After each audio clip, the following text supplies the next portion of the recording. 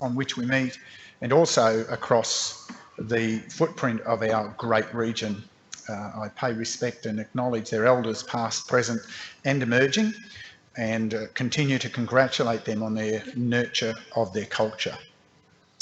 Note a full attendance of councillors. Note the attendance of officers, including the Acting General Manager of Asset and Environment Sustainability, with the absence of the General Manager. Therefore, I don't, apart from in apologies, I note that General Manager Asset and Environment Sustainability is an apology today due to medical condition. We now move forward to item 4 on our agenda, and that is prayers for today. And we are digitally connecting in to Father Kevin, we're hoping, who will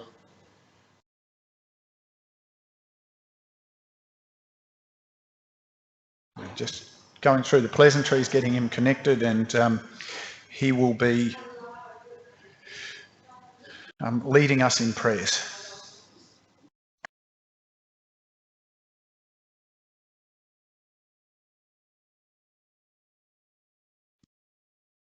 Go ahead. Okay. In the name of the Father, and of the Son, and of the Holy Spirit. Amen. God of power and might, wisdom and justice, through you authority is rightly administered, laws are enacted, and judgment is decreed. As our newly appointed leaders of this Civic Regional Council meet today, assist them with your Holy Spirit of counsel and fortitude. Protect them always. May they always seek the ways of righteousness and justice. Grant that they may be enabled by your divine wisdom to lead our council with honesty and integrity. We ask this through Christ our Lord. Amen. Amen. In the name of the Father, and of the Son, and of the Holy Spirit. Amen. Thank you, Father. Thank you. We would welcome you to continue with us via phone, but I suspect you will prefer to move on with some of the further responsibilities of the parish. That would be good. Thank you so very much. I wish you all good luck and congratulations. Thank you. Okay.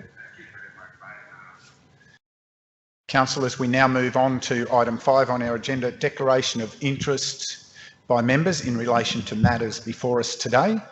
I believe we have one such declaration. Yes, Mayor, thank you. Yes, I have a perceived conflict of interest. Just for completeness, I raise it, but my nephew's wife, her stepfather, Greg Anderson, is involved, and I'm looking for the number, category number for a planning issue.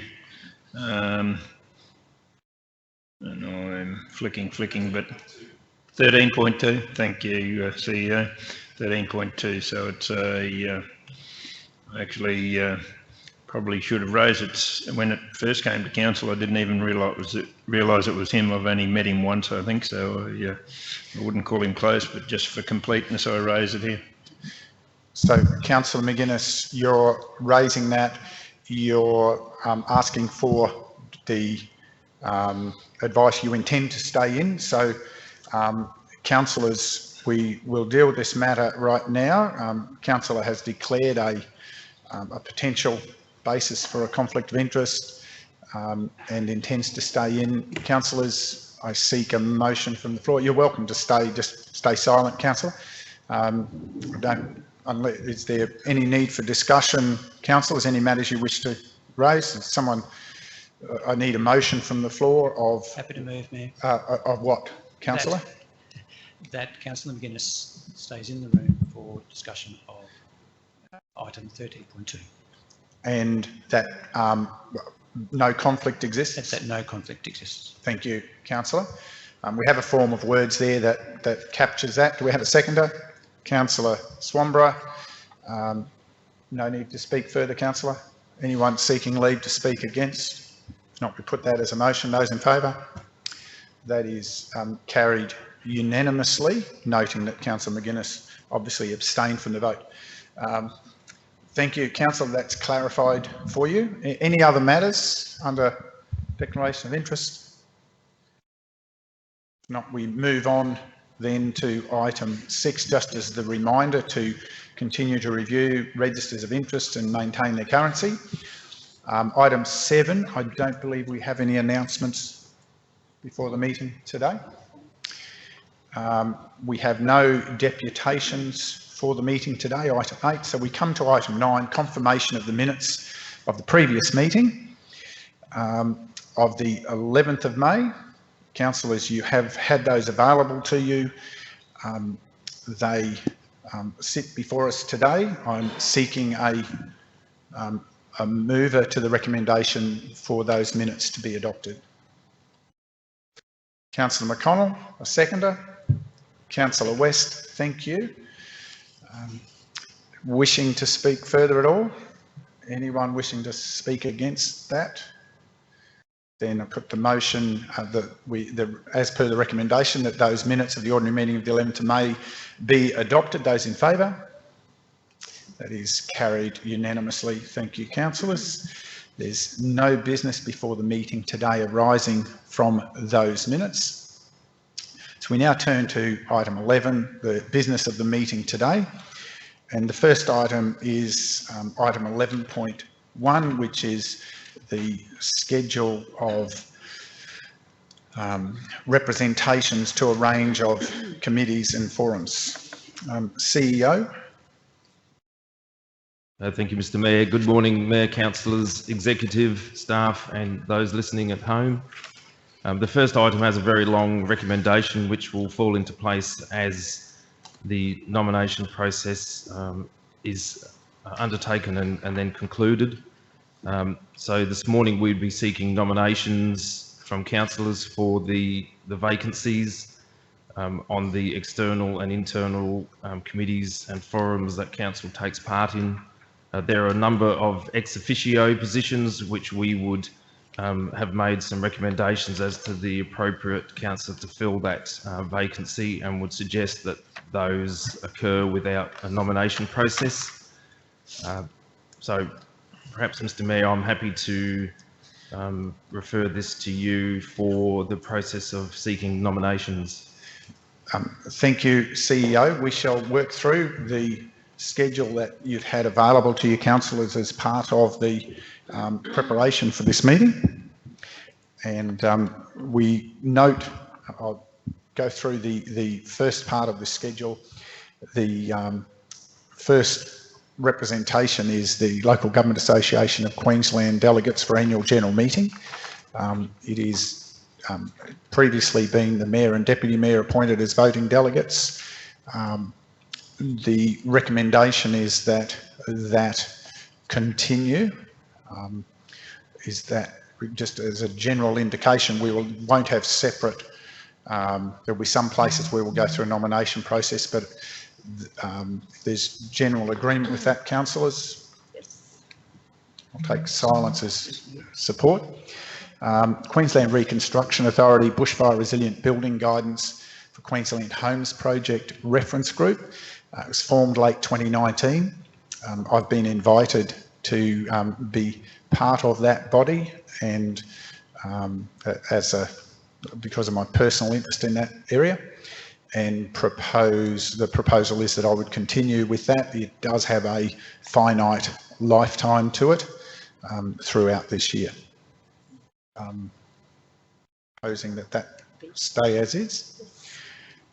SEQ Regional Planning Committee, which is a partnership between the state government and the mayors of the entire southeast Queensland, and has most significantly in 2017 created the latest version called Shaping SEQ. As Mayor, I am an ex officio appointment to that. Suppose that continues. Council of Mayors, I'm the designated ex officio appointment because of the directorship is comprised of the mayors. Propose that continue. ComSec Resilient Rivers Task Force, which oversees a range of programs to renew our catchments. Again, an ex officio appointment as mayor by virtue of its sitting as part of the Council of Mayors portfolio. Proposed to continue. The SEQ, Council of Mayors SEQ Waste Working Group, which is a forum working with a wide range of the councils in South East Queensland and a dialogue with the state government and other relevant parties to formulate a pathway forward for regional management of waste. I've been appointed to that by the directors of ComSec, and just noting here that that nomination remains in place by the Council of Mayors. The SEQ Regional Recreation Facility, it's also formed by a subgroup of Council of Mayors to particularly oversee the operation of Queensland Motor Park. Directors nominated by shareholder councils, and I've been serving as council's shareholder representative and was also nominated by the other directors as the chair for that body because of its location in the region. The recommendation is that I continue in that space. Bremer Catchment Association, Councillor McGuinness has held that role by invitation. The recommendation is that Councillor McGuinness would continue in that capacity, given the Bremer runs firmly through Division 6. The Australian Local Government Association, we haven't typically had delegates attend, and the proposal is that we wouldn't nominate a delegate until such time as we saw merit in having someone attend for a particular purpose, and we would deal with that at that time. Leave that vacant. Councillors. The Darling Downs Moreton Rabbit Board. This deals with the management, of course, of particularly of the rabbit fence, which sits between Queensland and our southern neighbours, particularly on the vicinity of our region. It's a limited body. Councillor McGuinness has been the representative. There's only a small number of representatives. It's proposed that Councillor McGuinness would continue in that capacity. The Gondwana Rainforest Community Advisory Committee is not seeking replacement nominees at the moment, so the proposal is that we would remove that from this schedule. The Local Government Association of Queensland Policy Executive, whilst there's an opportunity for nominations, we sit in a region with 3 other councils, being Lockyer, Somerset and Ipswich, and the recommendation is that we would put our votes to support the nomination of Councillor Tanya Milligan, Mayor of Lockyer, for the Policy Committee position.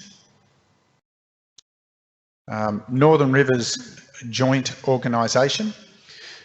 This is a body that we have a purely observer status at, and it's about building a relationship around potential collaboration with some of our southern neighbours. It's not a voting position, as I said. It's an observer role with a small meeting schedule each year. Councillor West has previously filled that role.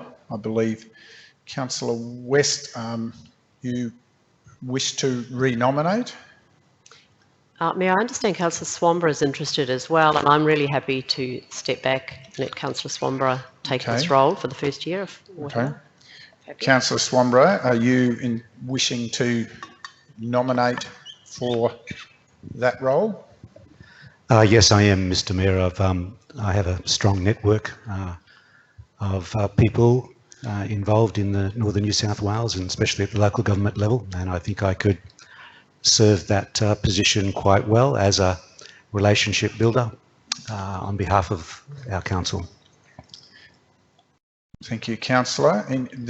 Any other nominations, just for transparency? If not, we move to Scenic Valleys Regional Roads and Transport Group. Again, this is a collaborative group which works with other councils, in particular Ipswich, Lockyer Valley and Scenic Rim councils represented in this group, along with representatives from Transport and Main Roads, to a small meeting schedule each year to look at planning around a particular application of a funding stream to priority road corridors across that footprint. Councillor West has also previously sat in that capacity. Nominations? Yes, I'm happy to be nominated. Thank you, Mayor. Thank you. Are there any other nominations for that? Otherwise... Mr. Mayor, I'd be interested in nominating for that position as well. Okay. So, councillors, any other nominations? Otherwise, we have a ballot to deal with on this nomination. We've got two expressions. We're not going to go through an advocacy process, so those supportive of, if you're open, we'll just deal with this with a show of hands unless the councillors wish to depart. Those supportive of Councillor West as the nominee, raise your hand. And those supportive of Councillor Swamborough. Okay, so you didn't put your... Okay, so that showed strong support for Councillor West to continue with that nomination, that role. SEQ catchments, this is now no longer operating in that way, so propose that the SEQ catchments role be removed from this schedule.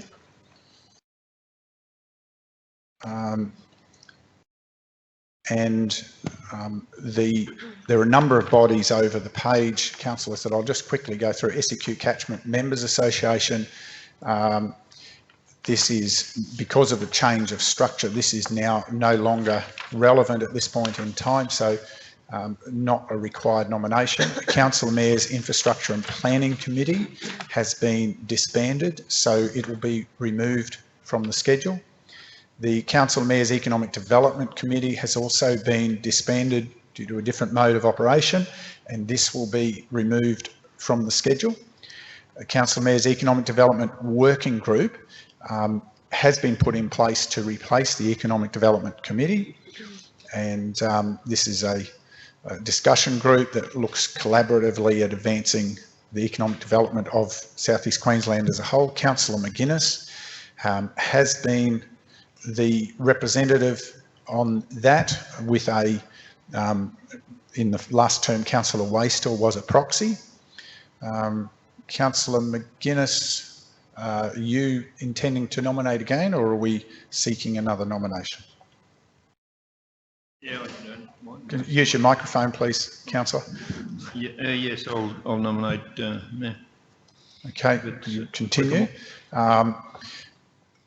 We have any other nomination, firstly, for the key role? Otherwise, we look then for a proxy role to replace Councillor Wastel, just to have a backup in place. Do we have a nomination for the proxy? Yeah, I'd be happy to nominate as proxy. Thank you, Councillor Chalk. Any other nominations? Otherwise, by default, we'll note Councillor Chalk as the nominee. Councillor Mayor's Waterways and Environment Committee, this has also been disbanded.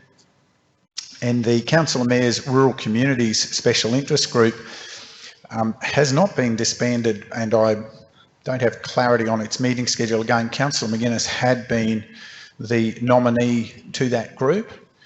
I'm advised that we should still maintain a nomination for that group. It meets as required for specific issues. Yeah, I don't think we've met for 2 years, I would suggest, but yeah. It did function quite well, but with the change there, it wasn't deemed to be necessary anymore. But if there is specific issues come up, but I doubt it very much, So would you continue with the nomination, Councillor? Can do. Right. Thank you. We then move to the range of local organisations, and we go through these on a divisional structure. Tamborine Mountain Sports Association. Now, there's both the board appointment and then the joint coordinating committee. There is a provision for the Division 1 councillor in both of those capacities. Councillor Swanborough, clarity around both of those nominations, please. Yes, Mr Mayor, look, I'm only nominating for the ex officio appointment to the Joint Coordinating Committee. Okay, so just for clarity, we will continue to leave the director role vacant as per the previous resolution of December 2012, and Councillor Swanborough nominating for the Joint Coordinating Committee position. Thank you. Division 3, Beachmont Hall Management Committee. Councillor West, ex officio. Happy to continue. AJ Bush and Sons Proprietary Limited Community Consultative Committee. Councillor Enright, are you comfortable to continue? Happy to continue with that role, Mayor, thanks. Thank you. Gelita Australia Proprietary Limited Community Consultative Committee, I think meets at least 4 times a year. Again, Councillor Enright, ex officio. Happy to continue. Continue. Corralbin Community Centre Management Committee. Yes, happy to continue. Happy to continue. Division 5. Now, Boonerang District Cultural Foundation Inc. The recommendation is, because of a change of its structure, is to remove that from this schedule. So that's an update position. You're comfortable with that outcome, Councillor Chalk? And Booner Aviation Incorporated, there's an ex officio council role there, proposing Councillor Chalk. Thank you. Palin Creek Correctional Centre Community Advisory Committee, because of the restructure of divisional boundaries, this is moved from Division 3 into Division 5. So whilst Councillor West has enjoyed that role in the past, it's proposed that that now transfers to you, Councillor Chalk. Rathdowney Pool Management Committee, because of the change of relationship with Education Queensland around the operation, the advice is that we can remove that from the schedule. Scenic Rim Aqua Fitness Centre Committee. Now, this will need some short-term involvement. However, it's noted that as part of a review that centre transitions back into council's ownership from the 1st of July, and there is no clarity around the future management structure. So, Councillor Chalk, the recommendation, which is blank, I think, if I recall, was that we would ask you to act in that capacity until such time as we've clarified the way forward. Yes, no problem. Okay. Thank you. If we can update it to note that. Bowcare, of course, there's a council nominee for board meetings, and as council liaison role, Councillor O'Carroll was playing that role. I seek a nominee for continuing our involvement with Bowcare?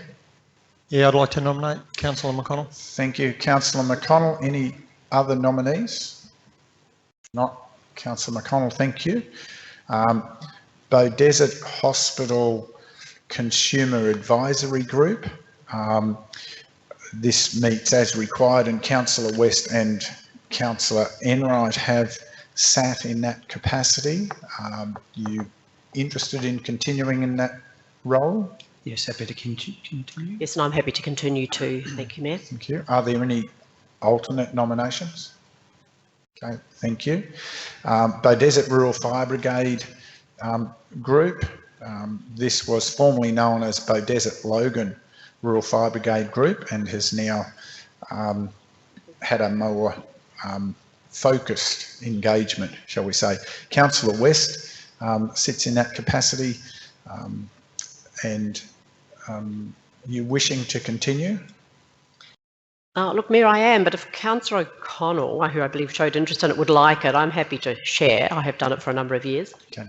Councillor? Yes, I'd like to nominate. Thanks, Mayor. Okay, so perhaps perhaps we consider that as Councillor McConnell as the nominee with Councillor West as proxy. That's fine, thanks, Mayor. Thank you. Do that. Boona Community Aquatic Centre. Sorry, Mayor, were we going to add in the Boona group? That's a separate place. That's a separate entry. 2 down on the sheet. You'll find it. We'll come to that in a moment. Boona Community Aquatic Centre Advisory Committee. So this works in conjunction with the operation of particularly the pool facility because of the history of how that came to be. Previously, Councillor Stanfield has held that capacity. Looking for a nominee for that role. Happy to nominate, Mayor. Thank you, Councillor Chalk. Anyone else? Not. Thank you. Boona Rural Fire Brigade Group. This operates typically Division 5 and 6 councillors have attended that on an ongoing basis due to their involvement with that footprint. That hasn't been a formal nomination from our record, so seek a clarification of nomination to attend on behalf of council. I think that's good if that continues like that, if both or one of us can turn up at those meetings. Okay. You 5 and 6, that is. Yeah, I'm happy to also nominate. Okay, so if we can note that as Division 5 and 6, so both Councillor McGuinness, Councillor Chalk. Boona Sports Complex Incorporated. This is Councillor McGuinness has sat in that capacity. Yeah, Mayor, I'm quite happy for Councillor Chalk to take over that role, given it's in his division. Councillor Chalk? Yep. You're happy comfortable to take with on that? that one. Thank you. Crime Stop was Logan Bow Desert Volunteer Area Committee. You get some big mouthfuls. Councillor Enright, you've been nominated with that in the past. Are you happy to continue? Well, Mayor, I'd be happy for Councillor McConnell, who expressed interest in that. Councillor McConnell? Yes, you're I'd like comfortable to take that on? Thank you. Thank you. The Regional Skills Investment Strategy Reference Group. This is a new entity in support of the initiatives that are occurring with support from the state through the Regional Investment Strategy. So the group hasn't had an appointee as such from Councillors yet because it was only established late last year. And the recommendation is we appoint more than one councillor to ensure that we've got representation widely across the region rather than from one specific area.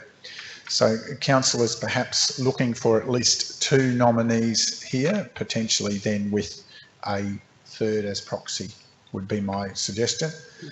Councillor McConnell, you're wishing to nominate? Yes, thank you. Thank you. So can we perhaps look for a nominee from west or southwest? Yeah. It sort of gives us someone from the eastern corridor, so it's sort of perhaps happy to, Chair. okay, and Councillor West perhaps as the proxy. Proxy. I'd be happy to. Thank you, Councillor. So Councillor McConnell, Councillor McInnes, with Councillor West in support. Scenic Room Health and Wellbeing Advisory Committee is to be removed from the schedule. Note the Scenic Room Local Disaster Management Group. These have previously been nominated, so they're just for noting. Myself as chair and Councillor McConnell as deputy. The deputy mayor, of course, is Councillor McGuinness. The Scenic Room Regional Council Audit and Risk Committee. The recommendation is, of course, that we have require 2 councillors be appointed for this through our standing requirements. I propose to continue mayor appointed and have one other appointment and a proxy should, so that if either of us is unavailable, so that we've always got 2 there. So we commenced last term, even though it didn't quite play this way with it as mayor and deputy mayor, but I'm proposing certainly to continue in that capacity, now looking for a nomination to attend as the nominee and then as a proxy. So firstly, as the second nominee, councillors. No, my name's there, Mayor, but if somebody else would like it, I'd step back to proxy, but I'm prepared to take the role on if the group wishes. So you were as proxy in the previous term, and Councillor Wastel's now stepped out. So you're proposing as nominee for the second chair or to continue as proxy? I can, unless there's others that want to put their name forward. Yeah.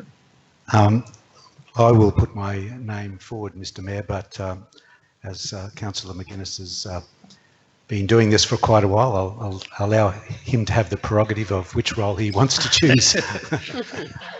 Yeah, I'm prepared to step back. I've been proxy, but if Councillor Swanbury would like it, I'm prepared to be spot proxy. Yeah, I'm quite prepared with it. So Councillor, you will continue as proxy, and you're proposing Councillor Swanbury to come in as the second attendee or second councillor appointed to the Audit and Risk Committee? That's right. Okay. Comfortable with that, councillors? Scenic Room Regional Council Regional Arts Development Fund Committee. Now, this meets every second month, has a particular role with RODF program, and by virtue, the attending councillor will chair the committee, and therefore we should have a proxy to ensure that we're able to satisfy those positional accountabilities for that capacity. So a nominee for this role, Councillor O'Carroll was previously. Mayor, I would be happy to nominate for that. Councillor Enright for the as chair, but then also as a proxy. Yeah, Councillor McConnell, like to proxy. Councillor McConnell as proxy, thank you. The Tourism Advisory Committee, Councillor West and Councillor Stanfield have previously served well in this capacity to work with that wide representation group. Looking for nominees to move forward. There were no recommendations there. Mayor, I'd be happy to nominate for that position. Councillor Enright nominating. I'd like to nominate for that position as well. Please. West nominating. I'd also like to nominate, and Mr Mayor. Councillor Swanborough nominating. So we have 3 nominees for 2 roles. I think it's probably a bit over the top to have all three, but perhaps two and a proxy, but we would need to perhaps go through the process and identify the first two and then consider whether we have the third as a proxy should we need it. Any commentary? Mayor, excuse me, Mayor, I'd be open to council's decision if you felt that three or two and a proxy. I don't think the microphone's on. Sorry, Think the microphone's on. It is on, I think. I said that I would be open to the decision of council, either two councillors and a proxy, or all three councillors, if the council deems that necessary.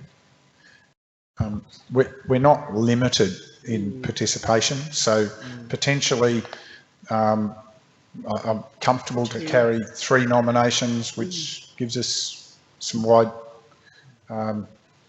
reasonably wide coverage. Okay. And then Regional Prosperity Leadership Alliance.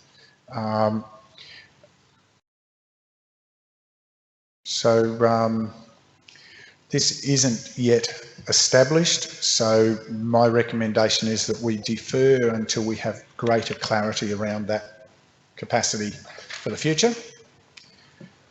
And the Rivers Improvement Trust.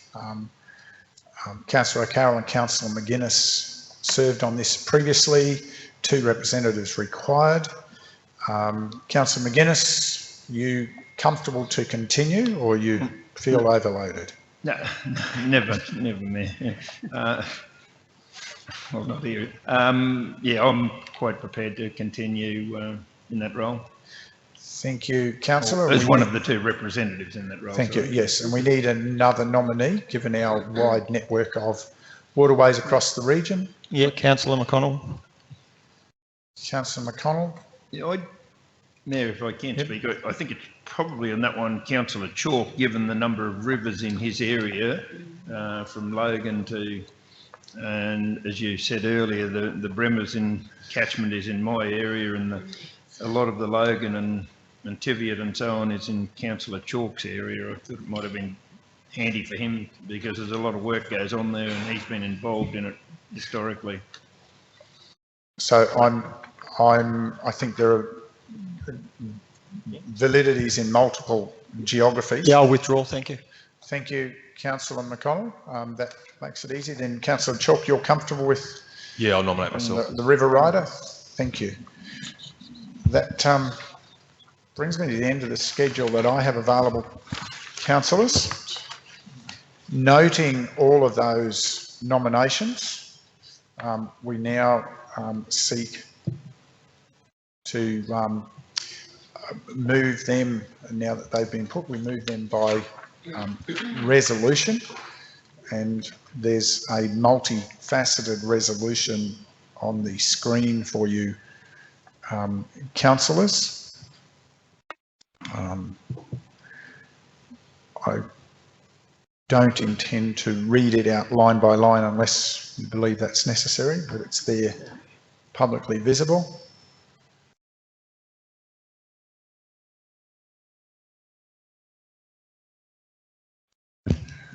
And with that in mind, I seek a mover as per the recommendation.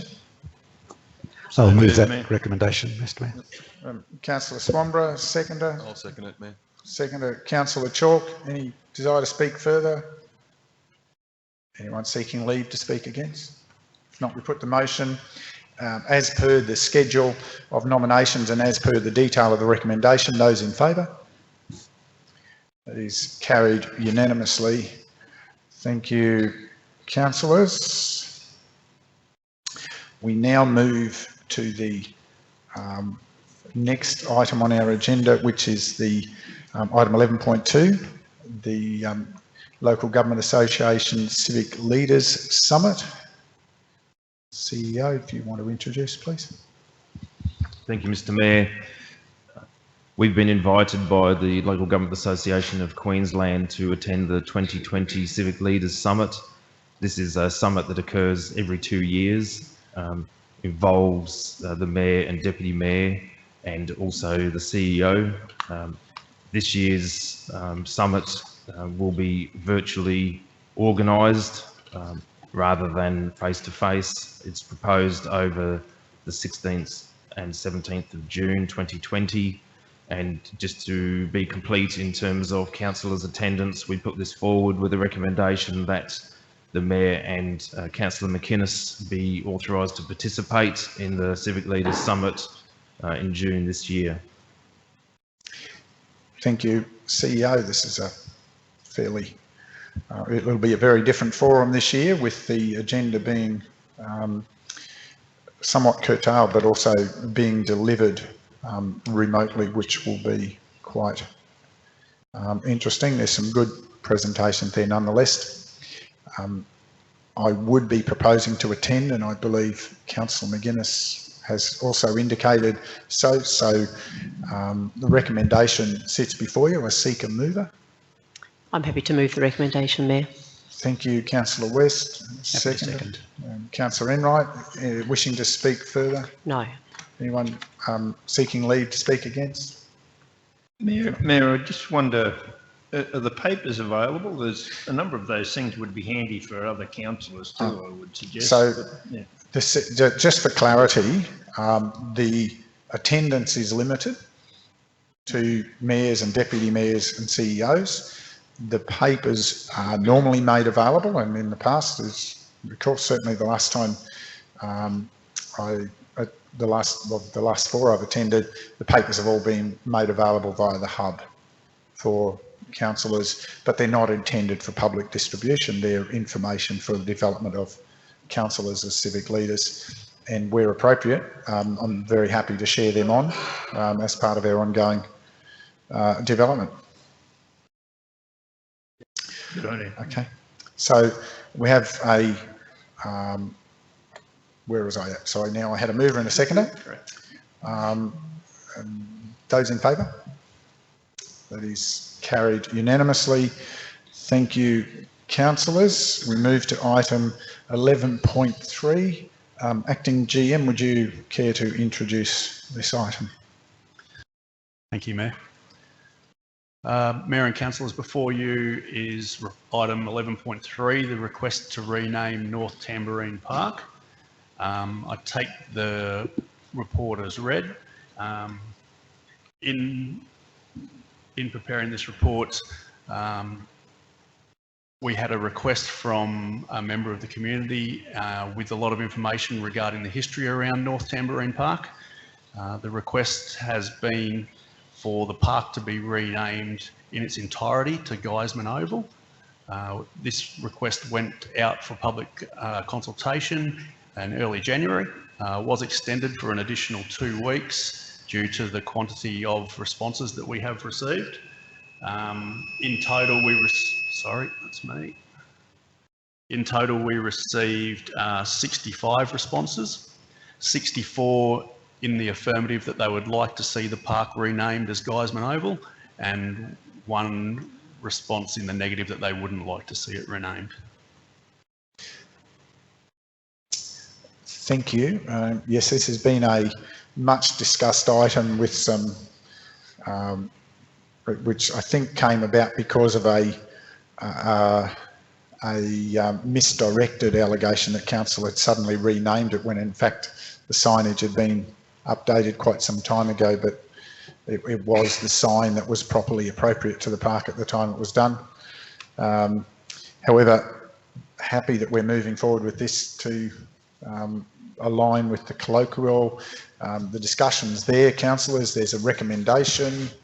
Anyone wishing to seek further clarity to the report? Just a quick one, the naming of the park at the first part says North Tamborine Sports Centre, and what's on Google Maps and everything is North Tamborine Sports Centre. So when did it change from Sports Centre to North Tamborine Park? So in the initial resolution, it was North Tamborine Sports Centre, known as North Tamborine Park. That's left in brackets there as North Tamborine Park. Yeah. Happy, Mayor. Mr. Mayor, I'm happy to move the recommendation. Okay, there are no points of clarification. Then moved by Councillor Swamborough, seconder. Councillor McConnell, wishing to speak further? Anyone seeking leave to speak against? If not, as per the recommendation, councillors, those in favour? Thank you. That's carried unanimously. We move to item 11.4. Item 11.4, request to waive Lake Muggera Caravan Park site rental fees. Council and its operator of Lake Muggera Caravan Park, Total Park Management, has been in receipt of numerous requests from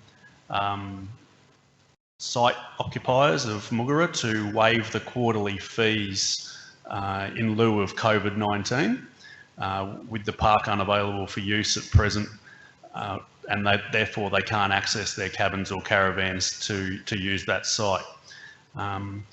The site will be reopening provisionally so far on the 12th of June,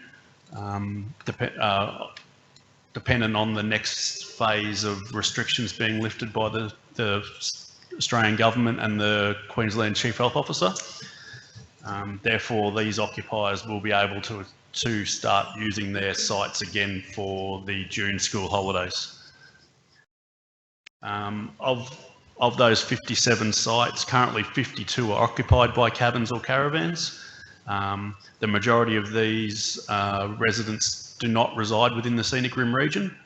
43 obviously from other areas of local governments around us, and only 8 residing inside the Scenic Rim, and 1 dedicated to the current operator. Thank you. Any points of clarification, councillors? Yes, if I may, Mayor. Just a clarification regarding the 57 sites and the 52 developed. The other 5, are they undeveloped and do they not pay a levy?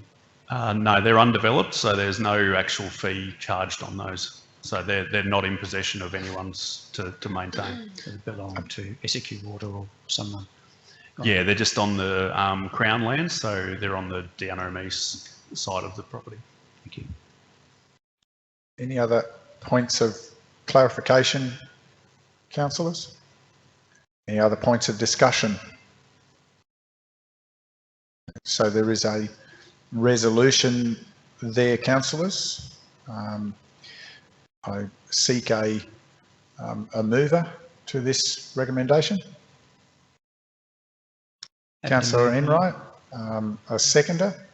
Happy to second, Mayor. Councillor West, wishing to speak further, Councillor Enright. Thank you, Mayor. Look, I think at this time of the coronavirus, we're certainly cognizant of the impact across our whole communities, and we recognise that, but I do think that we can't be selecting a particular group who shouldn't have to contribute part of the pain associated with this. We do create a precedent that is undesirable, so I think this is the right way forward. Thank you, Councillor. Anyone wishing to speak against?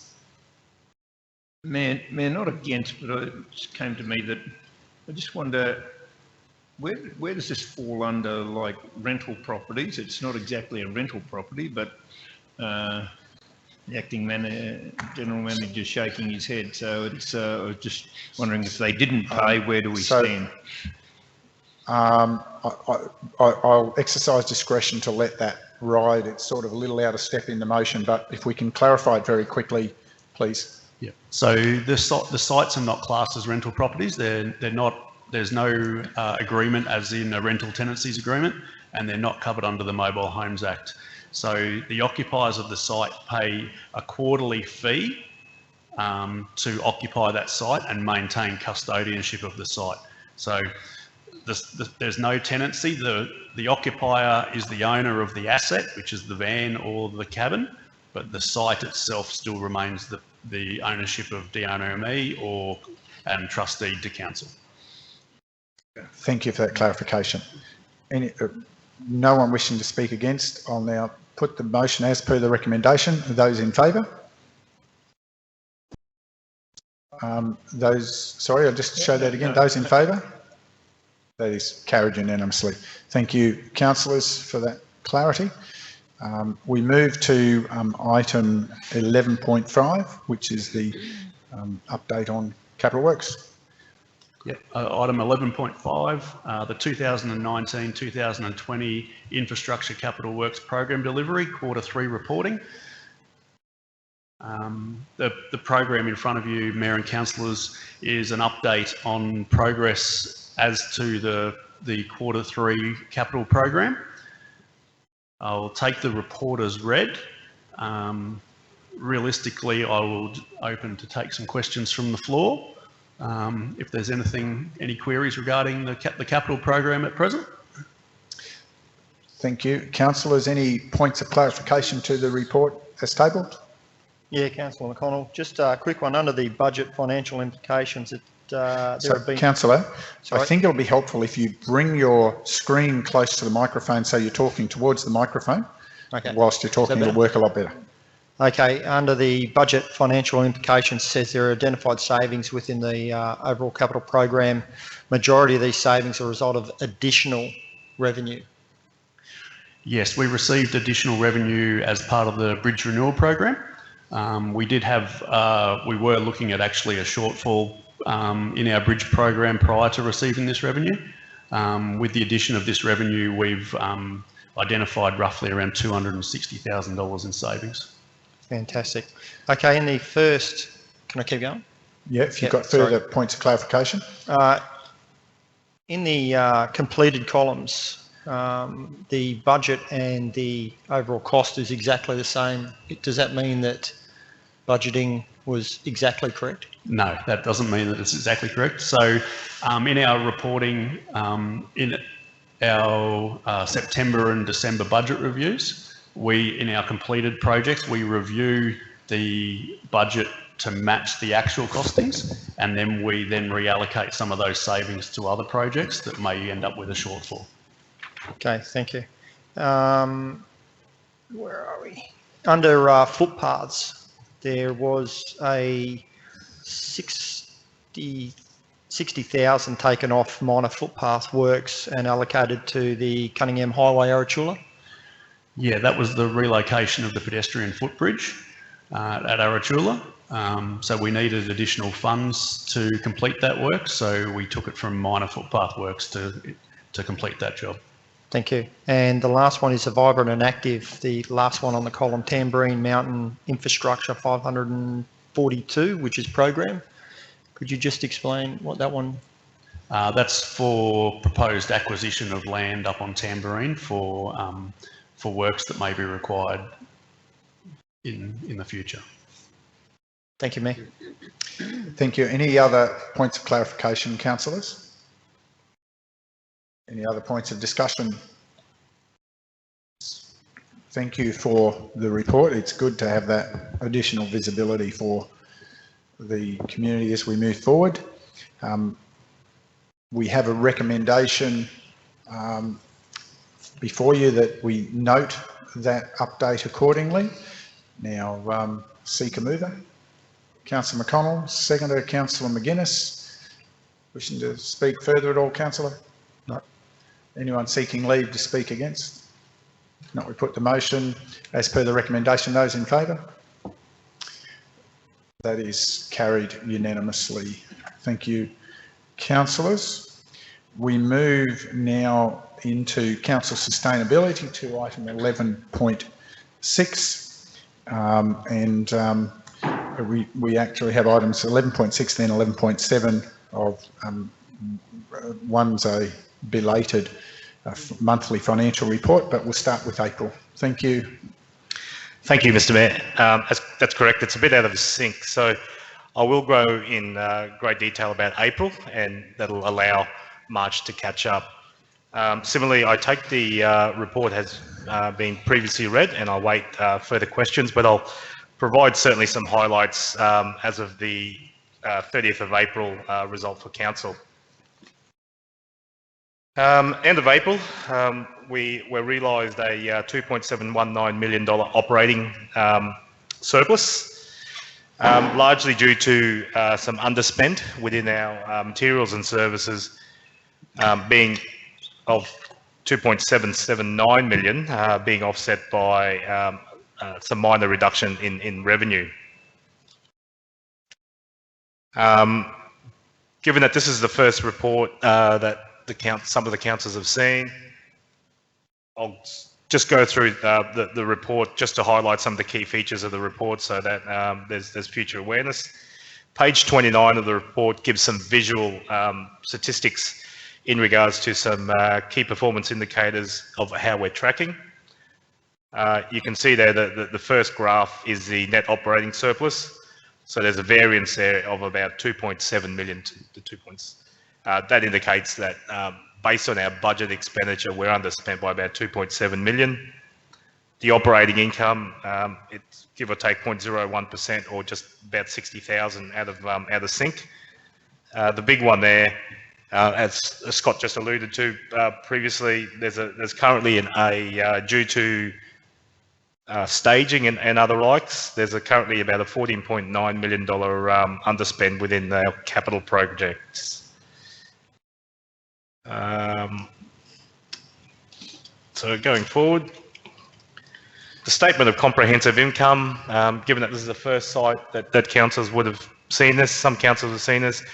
The first column refers to the budget that we first adopted in June last year. The second column, the annual revised budget, refers to the December budget review. And the year-to-date revised budget, basically, that just gives a staging effect. So what you'll find is if you divide the annual budget, divide that by 12 and multiply that by 10. So as of April, we've gone to 10/12 of the financial year. And then the year-to-date actuals reflect, obviously, the actuals that have come into the bank. So you can see on the side, the variances there in red. They amount to about $1.1 million in reduction in revenue to what we originally anticipated. However, that's been offset, not necessarily rightfully so, but with the prepayment of the bushfire funding, that's come in there, and that's reflective of the 1.038 million. There's about $1 million that was paid, and that sort of net, made the bottom line a little bit better. But that funding is set aside specifically for that project. But from an operating perspective, it just netted off the reduction in income to about 50,000. On the operating expenditure side, you see there's about 410,000 in employee expenses, and that's really reflective of some vacancies within some of the positions. There's also a allocation to capital of some projects that have been undertaken. And there's a key one there, which is about 2.56 million, and that's just underspend in operating.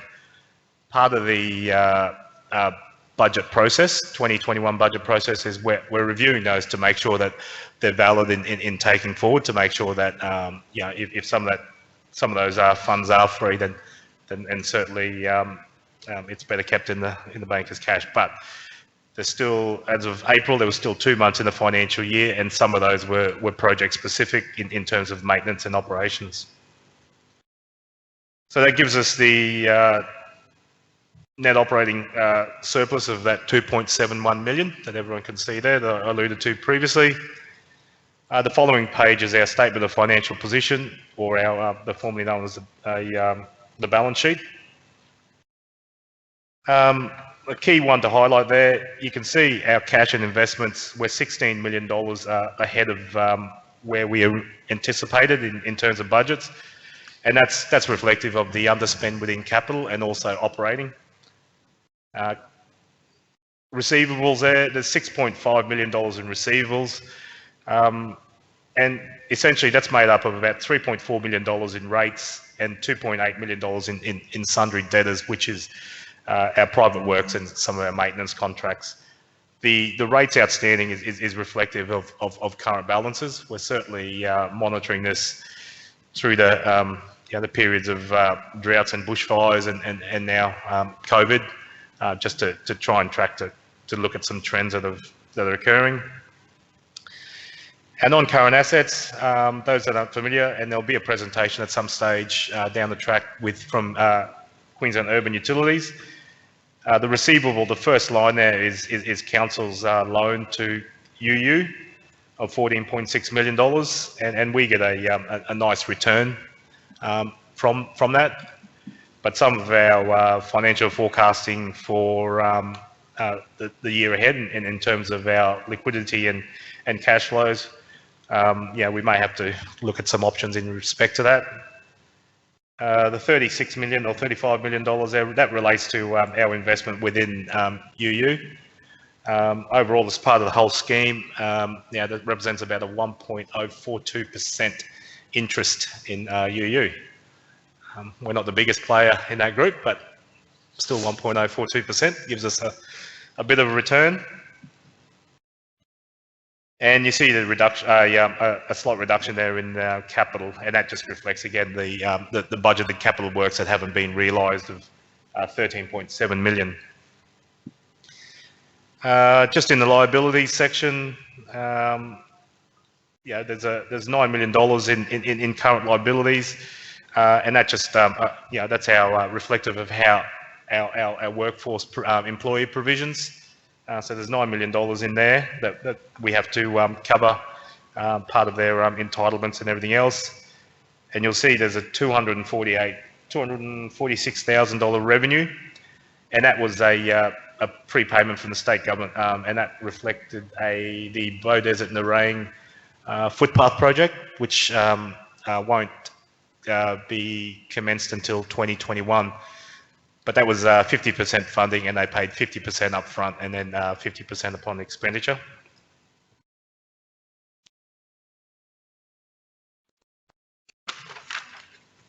The following, the next page, Mr. Mayor, is just some of the notes that relate to some of those statements. I won't go through them in detail, but it just shows it reflects in more detail some of those items that were in those previous statements.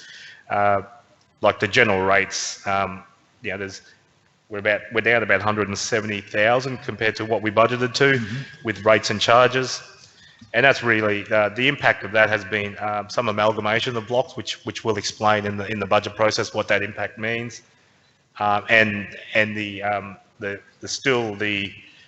unforeseen growth that we originally anticipated, and which we've marginally reduced.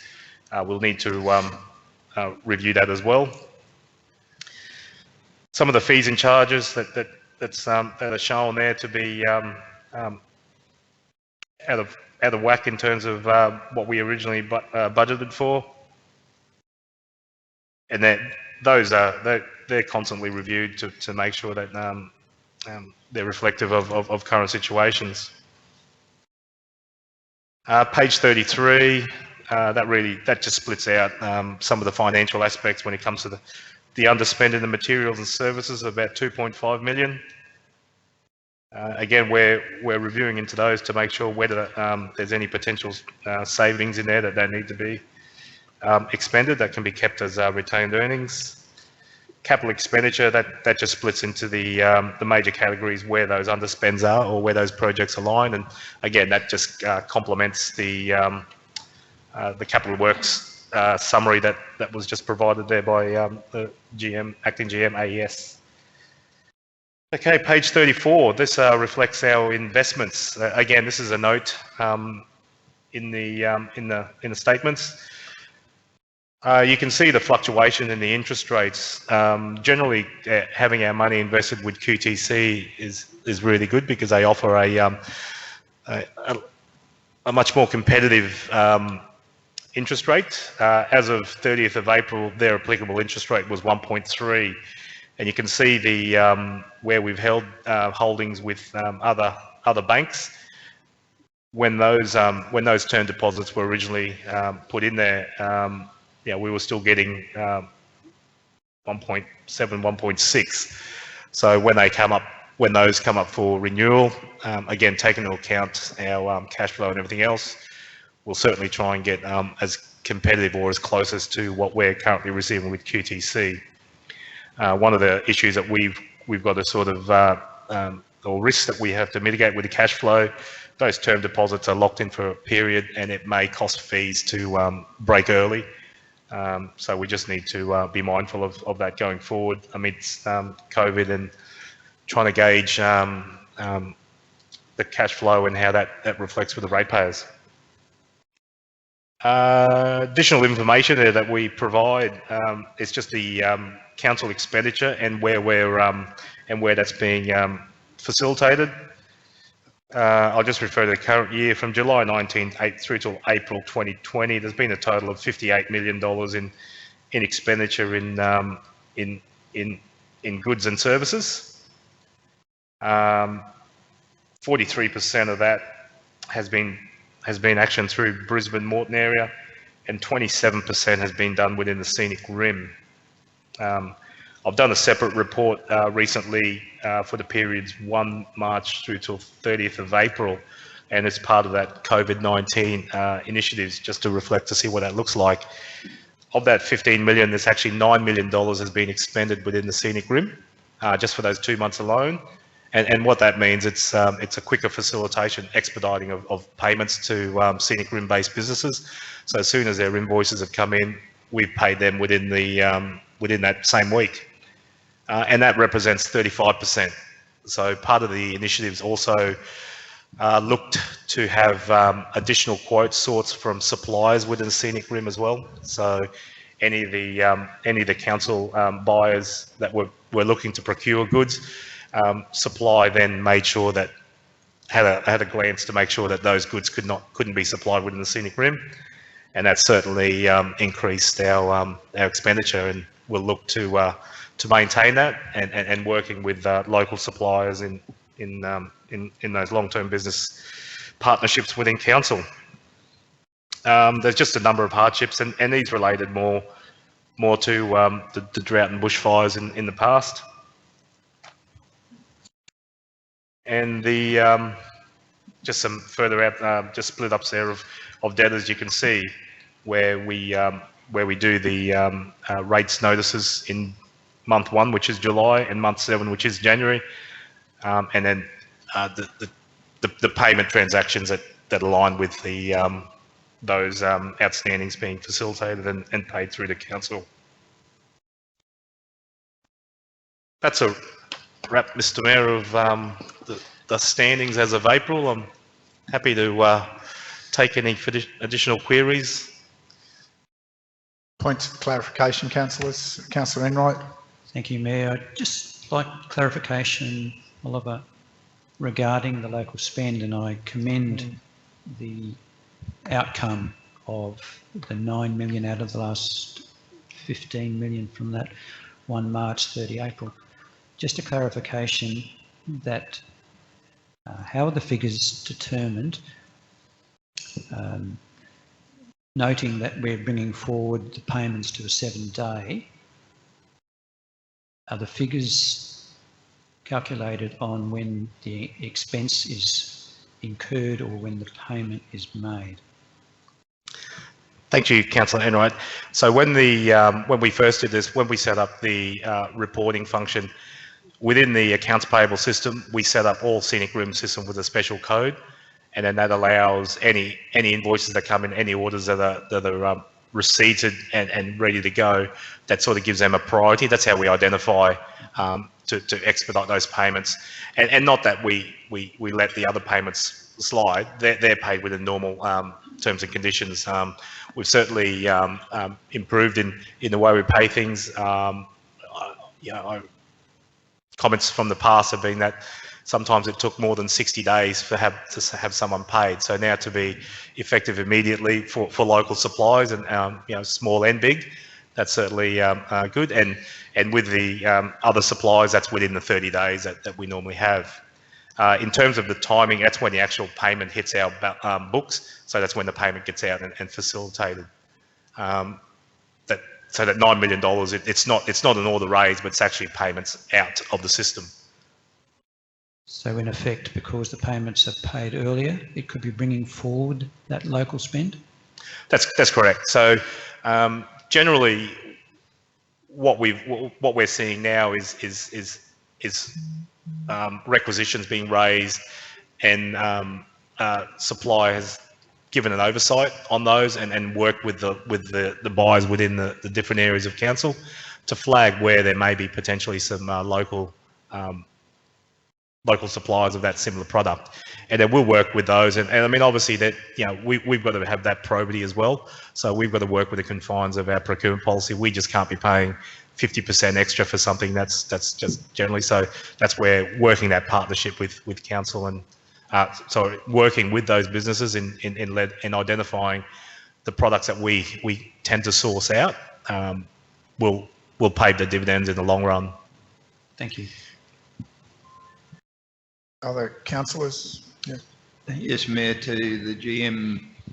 And we would have talked about it a number of months ago, but the employee benefits, why did it go from 600 to 800, and it's remained reasonably static since then? But we changed it on the first review of the budget, evidently. Which one are you referring to? In non-current liabilities. The original budget was 600 and then revised budget was 800. Seems a big increase. Page 4. Yeah, sorry, page 31. 31. Okay.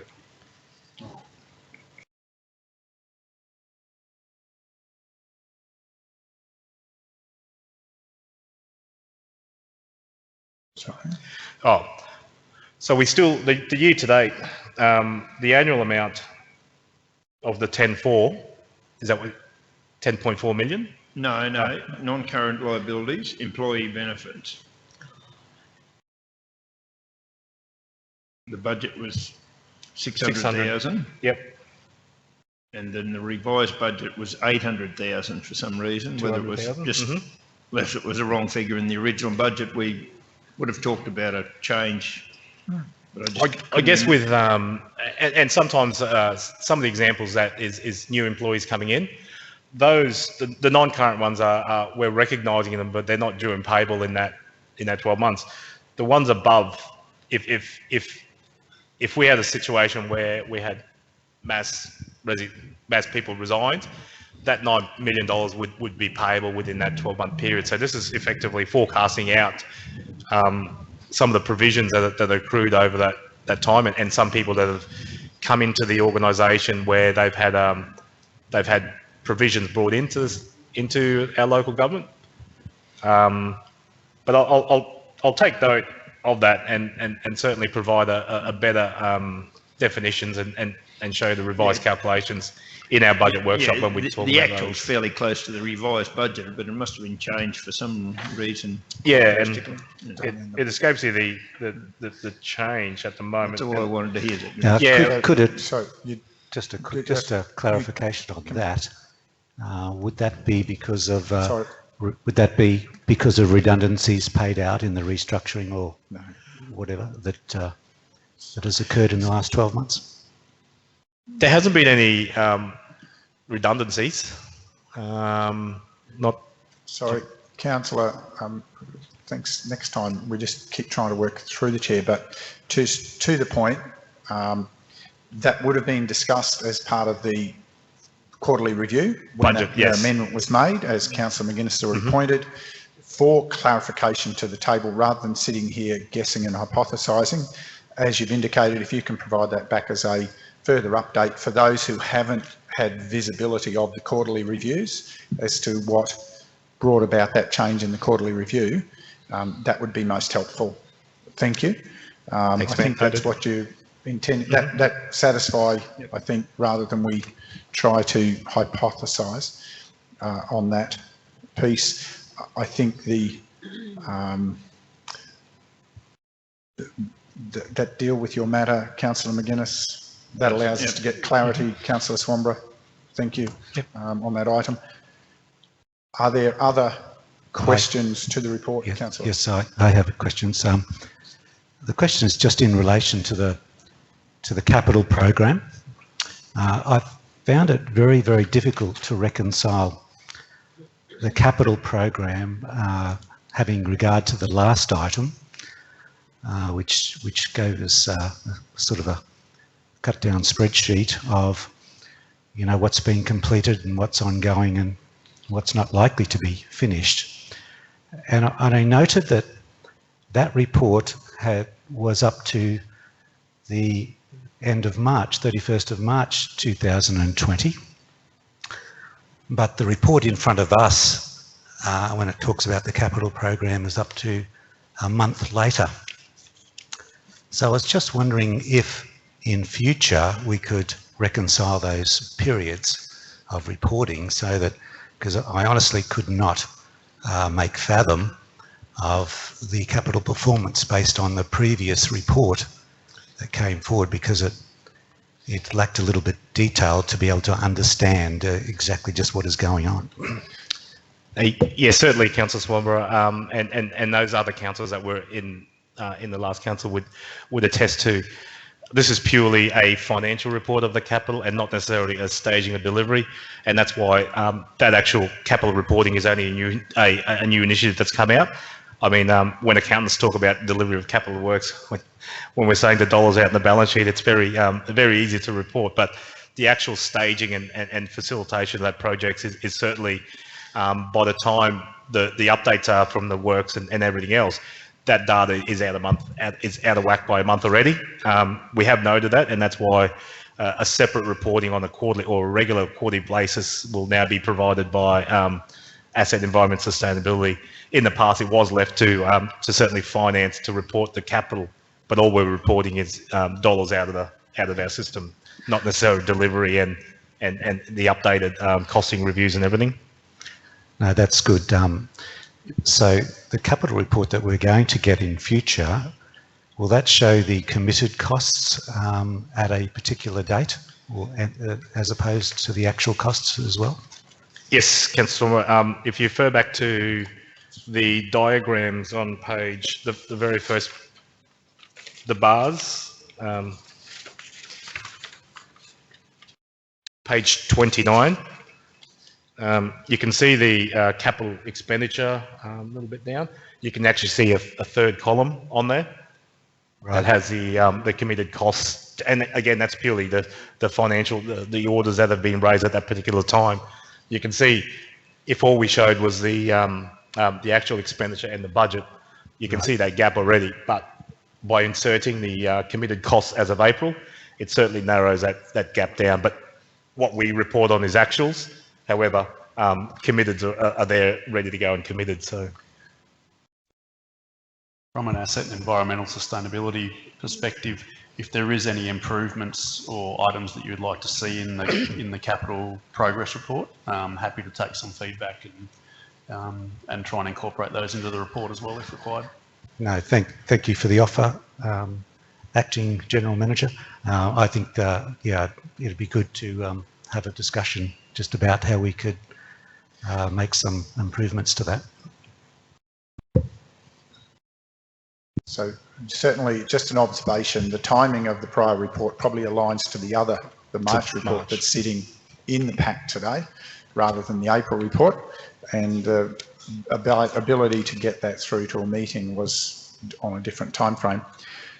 A couple of points worth just reiterating or clarifying, and it is on page 29, the clarity around some of the timing around capital. It's worth remembering again, there are a couple of reasons why projects haven't progressed, and some of it's because there hasn't, and if I took the example perhaps with the funding that is showing there in the previous capital report for potential land acquisition for a project on Tamborine Mountain, there's no final, as has only just been announced, we've got funding now to progress with some business case development associated with that project before we make that expenditure. So some of the items that are showing in the capital program are being deferred because there's still a finalised plan to be formulated, some because we've deferred projects trying to get access to funding from other sources, which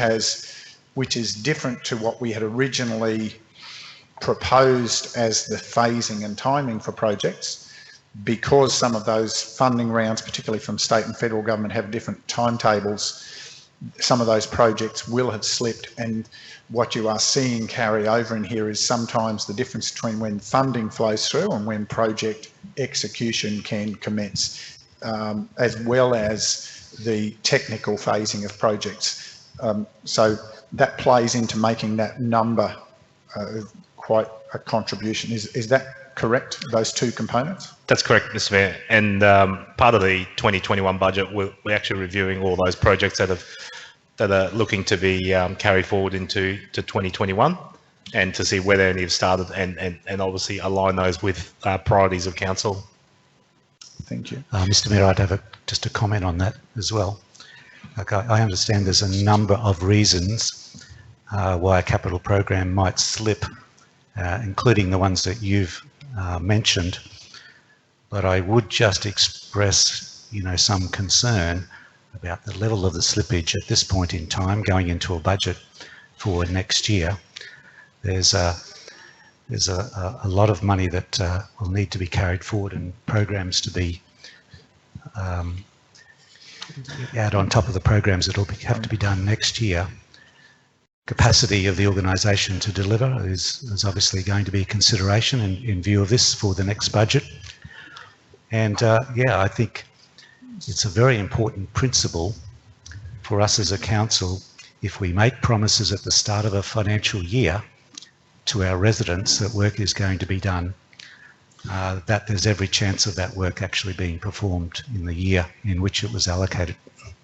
Thank you, Councillor. Just on that, Mr. Mayor, one of those projects alone. Sorry. Can I I'm welcome for you to comment in a minute, but if I can just comment, that's a statement that everyone at this table understands and shares, and it's been a constant topic of discussion at every quarterly review, and it's a discussion that the General Manager is here would articulate that is a very intense look in the whites of the eyes conversation on a regular basis, because we all understand the balance between getting on with delivering and getting better access to funding. Some items, the constraints on progressing are outside of our control, and I agree with you. We try hard. Trying to get on with delivering as rapidly as possible is the commitment and the goal, and there are factors that will always interfere with that outside our control. Within our control, we should always be focused, and it's understanding that difference is what's important here at this table. And one of those, Mayor and Councillor Swanborough, one of those projects that out of our control in terms of timing and delivery has been the enterprise, and which accounts for about 50% of that total project. So if you take that out, it's certainly a more reasonable amount that's going to be carried forward. I have a couple of other items just to tease out. You made a comment earlier about the growth factor that hasn't been met. I just think it's important to note that that's one of the conversations that continues, is that the long-term financial modelling that has been in place has relied on an assumption about growth that has not been met, particularly in this year, in terms of new footprints of revenue, and in fact with some of the land consolidations we've seen some reversal of that, which is an issue that we'll need to deal with. That's a correct observation? That's correct, Mr. Mayor, and we'll certainly touch on that in our budget deliberations. Our long-term financials, the assumption relies on about a 1.5% growth factor, and we haven't realised that for a number of years, and certainly just something to note and review. And final comment, I think it's really good that we've brought in this focus around expenditure in region. However, the graphs to the uninitiated can be misleading, because the piece that's not overlaid there, which would be valuable in the future as you get better understanding, would be actually to understand out of that what is available to source in region versus total spend.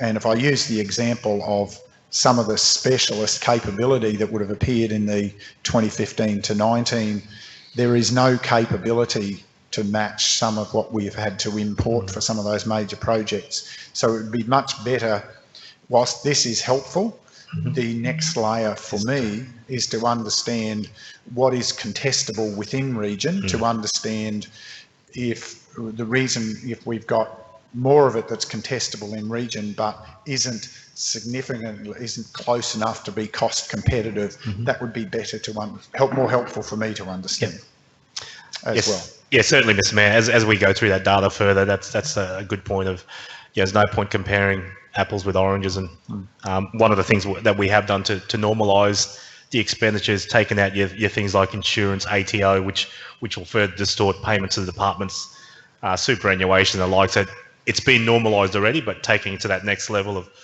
of comparing what's actually attributable or attainable within the scenic room will certainly add additional value. Most helpful. Thank you. Okay. Just a quick question, if I may. Yes. Just going back to that expenditure by location. So you sort of stole my question, but I've got another one. It's 29% over the 4 years and then 27% now. And this year we spent 15 million and 9 million in the last 2 months. Is that correct? That's correct. Which would make our expenditure for the year, if we didn't have COVID and focused on buying local, that would have made it significantly less than 27%. Is that correct? No, we sit around the 27, 28%, and certainly we've got an ambition to at least maintain that or go higher. But it's just that added extra where we're focusing on a lot of the smaller stuff, but we can look bigger. It's just getting the systems and the capabilities within our existing processes to allow that. We're easily spoilt or fall back on our processes to just source procurement through local buy because it allows that mechanism to do it.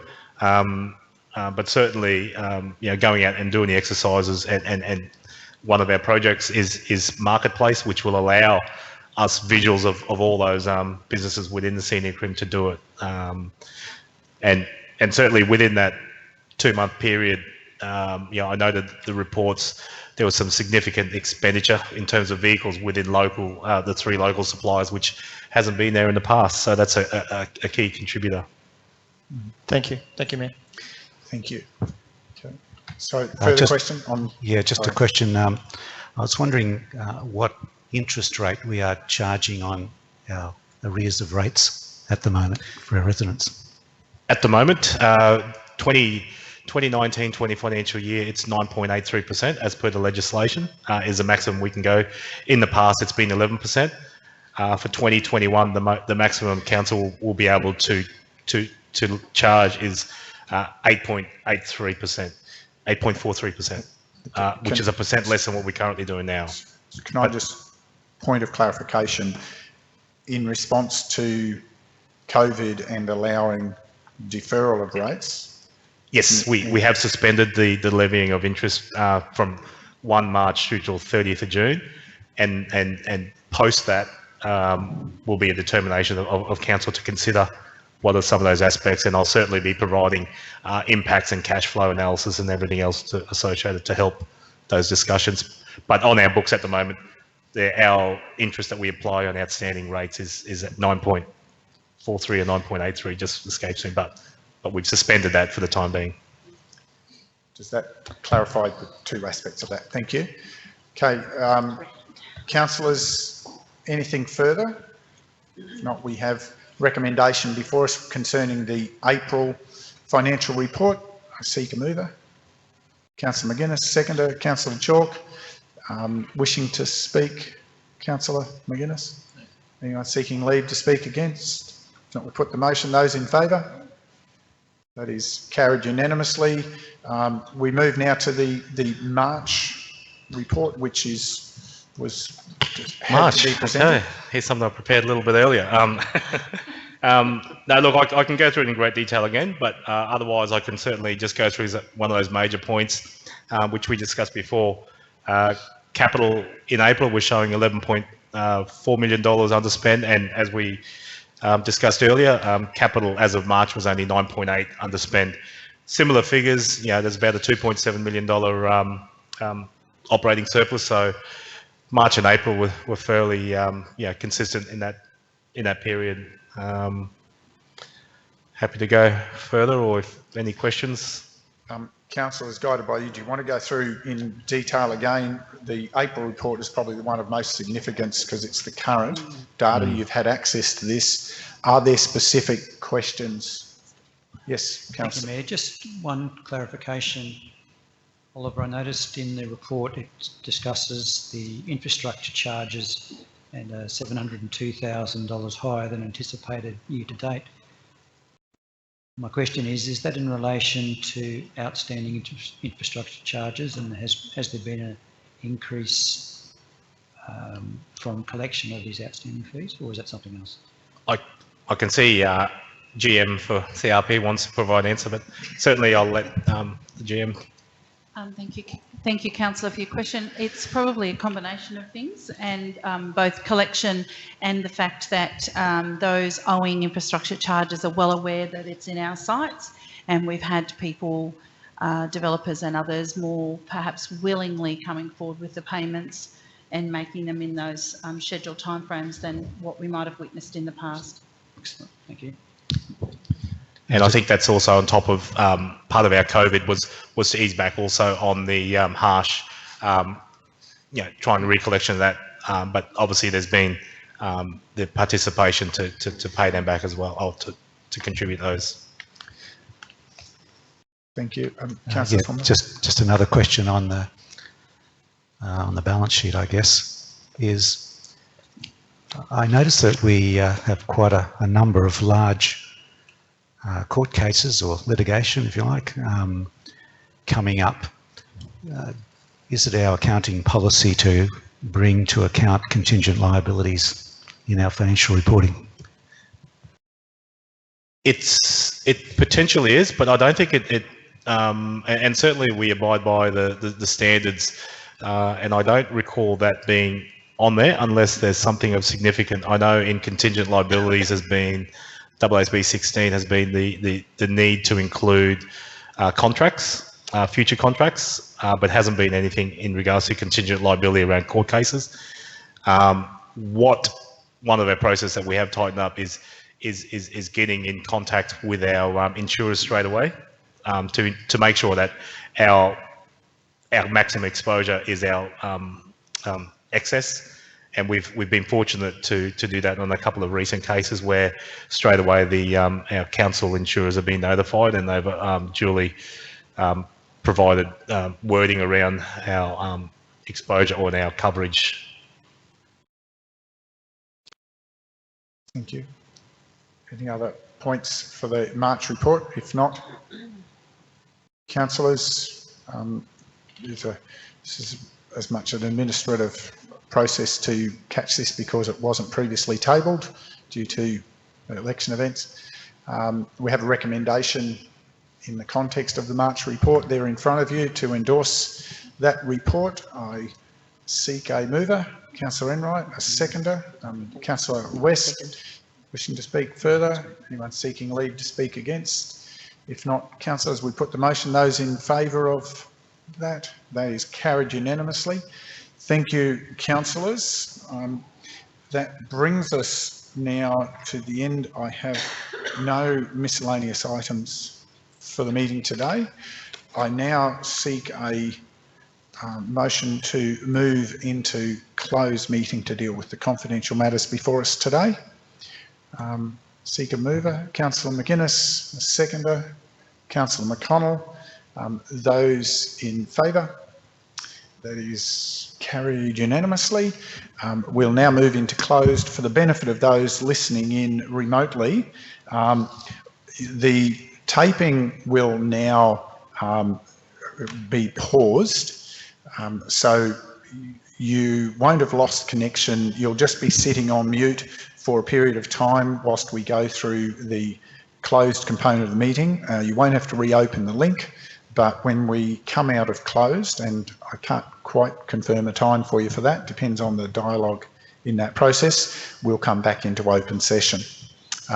So thank you for your understanding. And for those joining us on the recording, welcome back. We have a series of matters that have been considered in confidential. We turn to item 13.1. We have a recommendation before us, councillors.